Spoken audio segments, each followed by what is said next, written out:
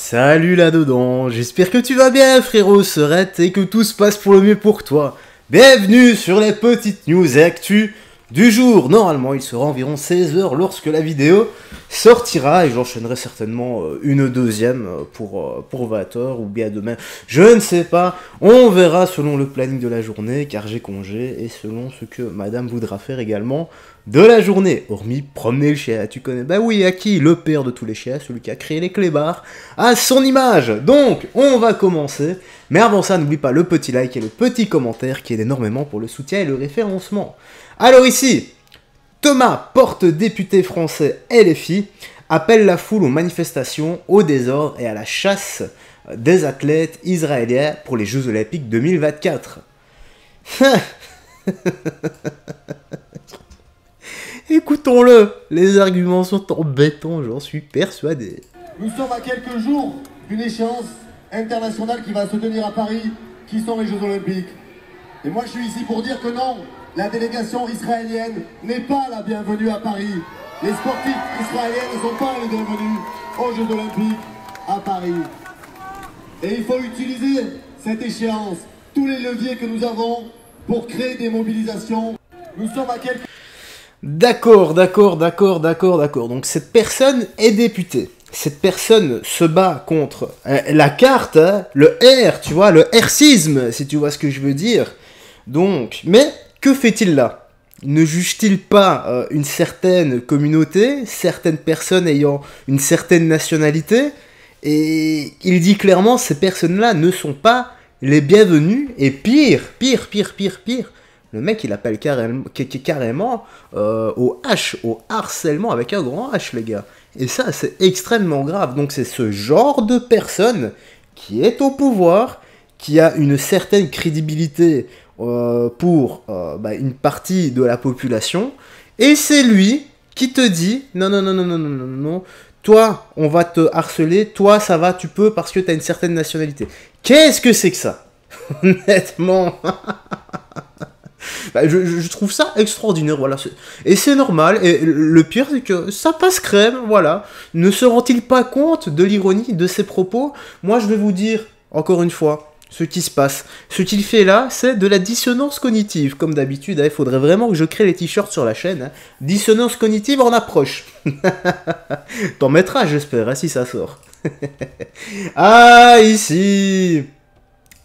Ici, aïe, le QR code les gars, et en 3 mots, CUL, espace R, espace CODE.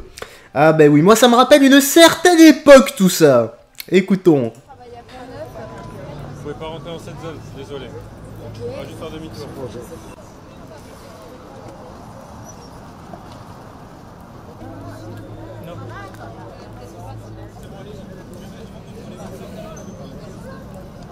Incroyable. Juste incroyable. Parce qu'il fallait que j'ai un QR code et vu que je travaille en haut de la rue, je pensais pas qu'il y en avait besoin, mais si c'est comme ça tous les jours pour aller au travail, ça va être un peu compliqué quoi. Je vais au boulot et c'est le premier jour apparemment du QR code. Eh bien, c'est normal que ça fonctionne, parce que ça a fonctionné une première fois. Ils ont vu que les tests étaient nickel, hein, sans vouloir faire, sans rentrer dans le complot, etc. Hein, mais... Voilà, ça a fonctionné une première fois, et là ils se disent, bah écoutez, on va le refaire une deuxième fois.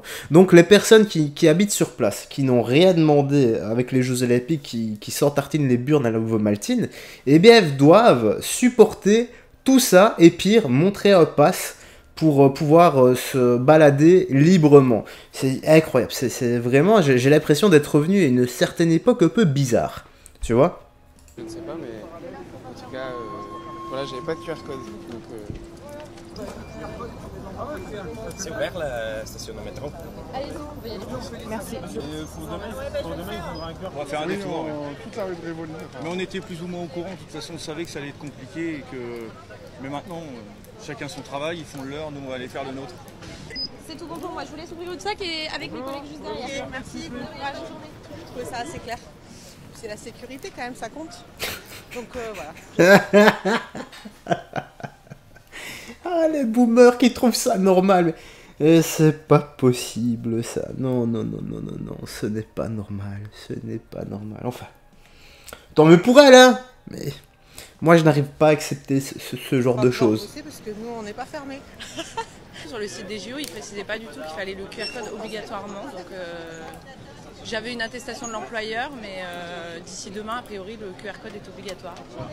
Ça a l'air d'être le bazar, surtout que le policier disait « je connais pas Paris, je peux pas vous renseigner ». Enfin, ça avait l'air pas hyper rodé cette affaire, mais c'est normal. C'est le début. Aïe, aïe, aïe, aïe, aïe, aïe, aïe, aïe. Bah, j'ai quand même envie de dire, parfois, nous avons le gouvernement que nous méritons. Alors ici, ouh là là là là, oui, c'est cette vidéo qui n'a pas arrêté de tourner. Regardez bien à quel point c'est effrayant le type de personne qui gouverne, les gars. Donc c'est Joe Biden, d'accord? Je vais traduire en même temps, enfin, je vais pas traduire vu que c'est déjà traduit, tranquille. Je vais juste faire la traduction tout haut, quoi. Mais c'est déjà sous-titré, écoutez bien. Ah, j'adore tes oreilles. Je les adore. Elles sont vraiment... J'ai pas lu. Elles sont vraiment cool. Quel est ton nom? Catherine. C'est un beau nom. C'est le nom de ma maman. Quel âge as-tu? 17 ans? Elle a 6 ans. Je vous laisse imaginer le degré de perversion que ce type a dans la tête. C'est juste incroyable. Je sais même pas s'il est encore capable de se torcher seul, le bonhomme. Heureusement qu'il s'est retiré de la présidentielle. Mais c'est un gars comme ça. Allez voir le best-of de Joe Biden avec les enfants. C'est à vomir. Simplement à vomir. Bon, ici, nous avons... Qu'est-ce que c'est? Flash. Vous n'avez pas le droit d'exhiber ce drapeau, on a des ordres, on les applique. Donc lors du passage de la flamme olympique à Vitry-sur-Seine, les policiers avaient pour consigne de retirer uniquement les drapeaux palestiniens, tandis que ceux des autres pays flottaient librement. Pour rappel, la Palestine sera bien présente aux Jeux Olympiques de Paris 2024 avec 10 athlètes olympiques. D'accord, bon bah écoutons-le, malheureusement c'est pas lui qui décide, hein. C'est préfecture de police, peut-être encore au-delà, et c'est comme ça. On n'avait pas le droit d'exhiber le drapeau, on a des ordres, je les applique, Enfin, c'est quand même un peu du foutage de tête, parce que lors de manifestations, il n'y a que des drapeaux palestiniens qui sont brandis en général. Donc...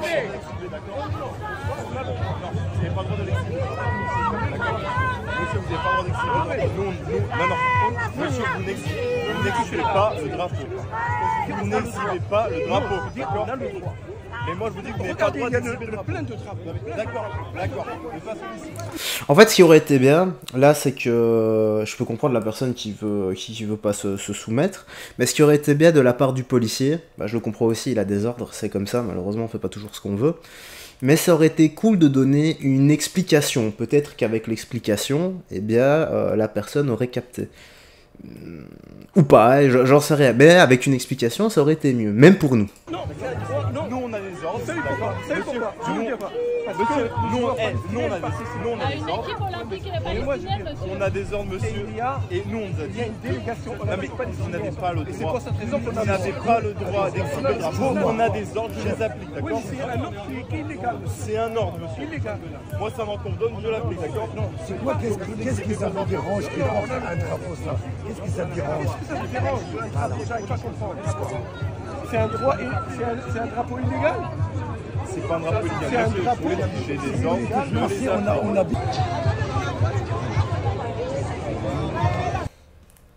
Ah bon, brandissons le drapeau palestinien partout, tout le temps. Bah c'est... Ouais, on va pas faire le drapeau français vu que c'est facho, hein. Mais pendant la Coupe d'Europe, j'en ai vu plein, moi. Chaque fois que la France jouait... J'ai vu plein de drapeaux français et j'étais réellement offusqué et opprimé par cette vision. Voilà, autant de fachos dans le stade. Je m'en sortais mal vu que je m'identifie à quoi on s'identifie aujourd'hui. Bah tiens, Boeing 747, c'est cool ça. Bref, frérot Sorette, voilà, la petite news actu se termine ici. Dis-moi dans l'espace commentaire ce que tu penses de tout ça. Rien d'autre à ajouter, voilà, like, partage, abonne-toi, commente pour le soutien et le référencement, et je te lirai, et si j'ai le temps, ben, je te répondrai. Paix, amour, santé, prends bien soin de toi, des gens que tu aimes, et on se dit bah, soit à ce soir, soit à demain pour la prochaine vidéo. Bye bye, et fais très attention à toi.